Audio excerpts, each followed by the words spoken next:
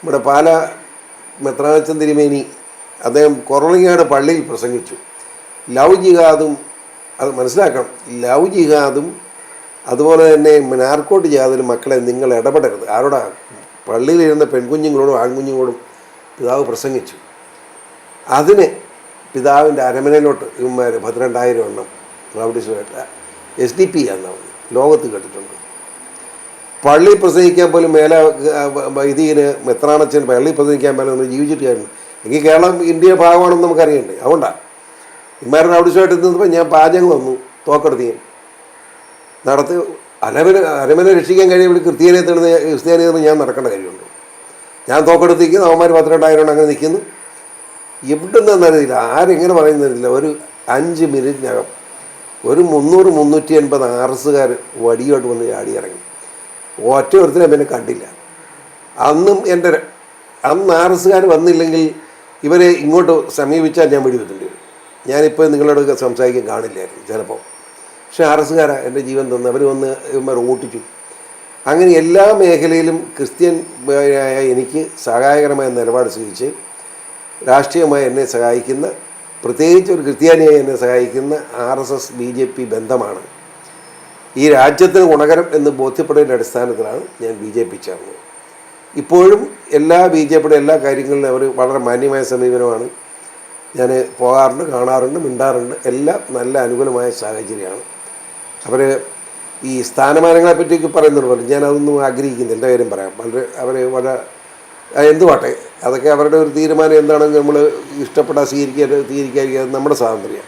പക്ഷെ വളരെ മാന്യമായ ഒരു സമീപനമാണ് എനിക്ക് BJPയുടെ ദേശീയ നേതൃത്വത്തിൽ നിന്നും കിട്ടിയിട്ടുള്ളത്. ഞാൻ ഇവിടെ കേരളത്തിൽ നിന്നല്ല, ഡൽഹിയിൽ പോയി ഞാനും എൻ്റെ ഷോൺ ജോർജും പിന്നെ അഡ്വക്കേറ്റ് ജോർജ് കാക്കനാട്, ഞങ്ങൾ 3 പേരും ഇപ്പോഴത്തെ പ്രസിഡന്റ് നഡ്ഡാജിയുടെ നിന്ന് തന്നെ നേരിട്ട് മെമ്പർഷിപ്പ് മേടിച്ചതാണ്. അങ്ങനെയാണ് ഞാൻ അന്ന് മുതൽ BJP പ്രവർത്തിക്കുക. ഈ പൂഞ്ഞാറിലെ ജനങ്ങൾ ഒരിടയ്ക്കൊക്കെ പൂഞ്ഞാർ എന്ന് പറഞ്ഞ PC ജോർജ് എന്ന് തന്നെയായിരുന്നു, അല്ലെങ്കിൽ PC ജോർജ് എന്ന് പറഞ്ഞാൽ പൂഞ്ഞാർ, ഈ ലോകം കേരളം മുഴുവൻ അറിഞ്ഞിരുന്ന അങ്ങനെ തന്നെയാണ്. പക്ഷെ പൂഞ്ഞാറിലെ ജനങ്ങൾ ഈ ഒരു BJP പ്രവേശനം അത് അവർ സ്വീകരിച്ചിട്ടുണ്ടോ? അല്ലെങ്കിൽ 100%. അതായത് ഈ മുസ്ലിം കമ്മ്യൂണിറ്റിയെ സംബന്ധിച്ചിടത്തോളം അവർ BJP വിരുദ്ധരായിട്ട് നിൽക്കുന്നു, സത്യമാണ്. പക്ഷേ എല്ലാ മുസ്ലിങ്ങളെയും കൂട്ടരുത്. അല്ല, ആ മുസ്ലിങ്ങളുടെ ഒന്നും വോട്ട് എനിക്കില്ലല്ലോ. അതായത് 2016 ഈ രാജ്യത്തുള്ള മുഴുവൻ രാഷ്ട്രീയ പാർട്ടികളെ എതിർത്തിട്ടും 28,000 വോട്ടിൻ്റെ ഭൂരിപക്ഷത്തിൽ ഒറ്റയ്ക്ക് ജയിച്ച ആളായി. അത് 5 കൊല്ലം കഴിഞ്ഞ് 21 ഇലക്ഷൻ വന്നപ്പോൾ ഇവിടുത്തെ മുസ്ലിം കമ്മ്യൂണിറ്റി 28,000 വോട്ടാണ് അപ്പറേ ഒറ്റയടിക്ക് എനിക്കെതിരായിട്ട് ചെയ്തത്. അതിന് കാരണം എന്താ വെച്ചാൽ BJP ചേർന്നു എന്നുള്ളതല്ല. അന്ന് ഞാൻ BJP ചേർന്നിട്ടില്ലല്ലോ. അന്നുണ്ടായ കാര്യം എന്താണെന്ന് വെച്ചാൽ ശബരിമലയിലേക്ക് സ്ത്രീകളെ പ്രവേശിപ്പിക്കണമെന്ന് പിണറായി വിജയൻ 2 പാൻറ്റിട്ട പെണ്ണുങ്ങളെ കൊണ്ട് ചുവന്ന് പോയി. ഞാൻ കയറി എതിർത്തു. അതെൻ്റെ മനസ്സിൽ ഞാൻ ഒരു ദൈവവിശ്വാസി എന്നതിൽ എൻ്റെ കടമയാണ്. ഞാൻ കയറി എതിർത്ത് മാത്രമല്ല കയറ്റുകയല്ലോ എന്ന് പറയാൻ പറഞ്ഞു. ഞാനിങ്ങനെ നിൽക്കുന്നത് 100-300 പോലീസുകാർ 2 പെണ്ണുങ്ങൾ അവിടെ നിൽക്കും, ഞാനിവിടെ നിൽക്കുന്നു. അപ്പോഴത്തേക്കിന് ആയിരക്കണക്കിന് അയ്യപ്പ ഭക്തന്മാർ വന്ന് അവരെല്ലാം എൻ്റെ പുറകിലും കൂടി. പോലീസും വിഷമിച്ചു. അവസാനം പോലീസുമായിട്ട് കോംപ്രമൈസ് എത്തിയ അന്ന് പെണ്ണുങ്ങളെ പിണറായി വിജയൻ വിളിയാ കയറ്റെന്ന്. പോലീസ് കയറ്റിയൊക്കെ പോലീസ് കാണുകയില്ല. 100-300 പോലീസുകാരുണ്ട്. ഇവരെ ആയിരക്കണക്കിന് അയ്യപ്പന്മാർ അലറി നിൽക്കുക. സ്വാമി ശരണം വിളിച്ച് അവസാനം അയ്യപ്പൻ്റെ മിൻവശത്ത് പുറകെ കൂടെ കൊണ്ടുവന്ന് പെണ്ണെ ഒന്ന് പൊക്കി കാണിച്ച് കൊണ്ടുപോയി പിണറായിയെ സന്തോഷിപ്പിച്ച് ആ പ്രശ്നം തീർക്കുക. അവർ പോലീസ് 100% നമുക്ക് അനുകൂലമായിരുന്നുള്ള രസം. ആ പോലീസുകാരുടെ ഈ വിശ്വാസികളിൽ അവർക്ക് ഈ പിണറായിയുടെ മറ്റേ പണി കൂട്ടിരിക്കാൻ പറ്റുമോ? അങ്ങനെ വന്നതോട് അതിൻ്റെ പേരിലാണ് മുസ്ലിം കമ്മ്യൂണിറ്റി എനിക്കെതിരായിട്ട് നിന്നത്. അത് കഴിഞ്ഞ് 80 ഇലക്ഷൻ ആയപ്പോഴത്തേക്കിന് ഈരാറ്റുപേട്ടയിൽ ഞാൻ 98 ലക്ഷം രൂപ കൊടുത്ത് ഞാൻ പണി തീർത്ത് ഉദ്ഘാടനം ചെയ്തിട്ടും ഇല്ലാത്ത റോഡാണ് തേവരുവാൻ.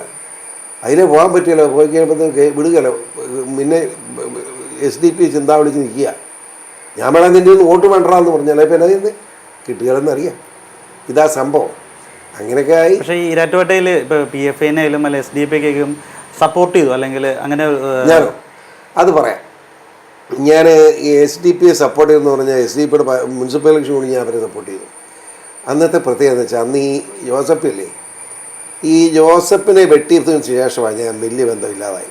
അതിനു മുമ്പ് SDP നല്ല പ്രവർത്തനം. അവർ ഇവിടുത്തെ ഏത് പൊതുക്കാര്യങ്ങളും ഏറ്റവും പിന്നെ വരുന്ന ചെറുപ്പക്കാർ SDP-ക്കാരായിരുന്നു. എനിക്ക് ഏറ്റവും ഇഷ്ടം അവരെയായിരുന്നു. ആ ചെറുപ്പക്കാർ ഇപ്പോഴും എനിക്ക് അവരുടെ ഇഷ്ടമുണ്ട്. പക്ഷേ അവരുടെ വർഗീയ ആ കാഴ്ചപ്പാടൊന്നും മാറ്റിയാൽ മനസ്സിലായില്ലേ, അവരെപ്പോലെ നല്ലവരില്ലെന്ന് അഭിപ്രായക്കാരനായി. SDP ആദ്യമാരുടെ കൈവെട്ടി, ആ കൈയും കാലമൊക്കെ വെട്ടി, അതൊക്കെ തെറ്റായിപ്പോയി. പക്ഷേ അതേപോലും ഞാൻ കുറ്റപ്പെടുത്തി ഇല്ല. പരസ്യമായി കുറ്റപ്പെടുത്താൻ ഞാൻ കാരണം അധ്യാപനം എനിക്കറിയാം. അധ്യാപകൻ അത്ര കറക്റ്റല്ല. പുള്ളി അമ്മയ്ക്ക് കഞ്ഞി കൊടുക്കാതിരുന്ന ചരിത്രമാണ്. ഇനി അത്ര അപമാനിക്കാൻ ആഗ്രഹിക്കുന്ന ചരിത്രം പറയുന്നത് അങ്ങനെ ഇവിടുത്തെ ചമലമറ്റം ഭാര്യയായിരിക്കട്ടുള്ള ആളാണ്. അപ്പോൾ അതുകൊണ്ട് ദൈവശിക്ഷയായിട്ട് ഞാൻ കണക്കാക്കിയത്, മനസ്സിലായില്ലേ? പക്ഷേ അത് കഴിഞ്ഞ് ഇവിടുന്ന് ഈരാറ്റുപേട്ടയിൽ തന്നെ ഈ SDP എന്ന് രാജിവെച്ച് പോയ ആളുടെ മുട്ടുപൊട്ടി കളഞ്ഞു കാല്. അപ്പോൾ ഓട്ടോമാറ്റിക് മൈക്ക് വെച്ച് ഞാൻ പറഞ്ഞു മര്യാദയ്ക്കിരുന്ന് വന്നു, ഇതിൻ്റെ ഒരു ഒന്നും വേണ്ട. അങ്ങനെ ഞാൻ ബന്ധം വെച്ചത്. അതുപോലെ അവരുമായിട്ട് ഞാൻ ബന്ധമില്ല. എന്താ കാണും, സ്നേഹം, വർത്തമാനം പറയും, ഒരു കുഴപ്പമില്ല. പക്ഷേ അവരുടെ മനസ്സിൽ എന്നോട് ശത്രുതയാണ്. എനിക്കതറിയാം. ഞാനത് നോക്കിയാൽ നിൽക്കുന്നു. എന്നെ ഇവിടെ വീടിൻ്റെ വാതക്ക് വന്നു 2 പ്രാവശ്യം. ആദ്യത്തെ പ്രാവശ്യം വന്ന് മിണ്ടാതെ വിട്ടു. രണ്ടാമത്തെ പ്രാവശ്യം ഞാൻ ഉണ്ടായി. ഞാൻ ഓടി ഇറങ്ങി ചെന്നപ്പോൾ തന്നെ അങ്ങ് പോയി. അത് നന്നായി. അവർ വീട്ടിൽ പോയത് നന്നായി. ഇല്ലെങ്കിൽ പിന്നെ ഞങ്ങൾ ആരെങ്കിലുമൊക്കെ അങ്ങോട്ടൊക്കെ നേരത്തെ പോയാലും അങ്ങനെ ഒരു സംഘർഷം ഒഴിവായി.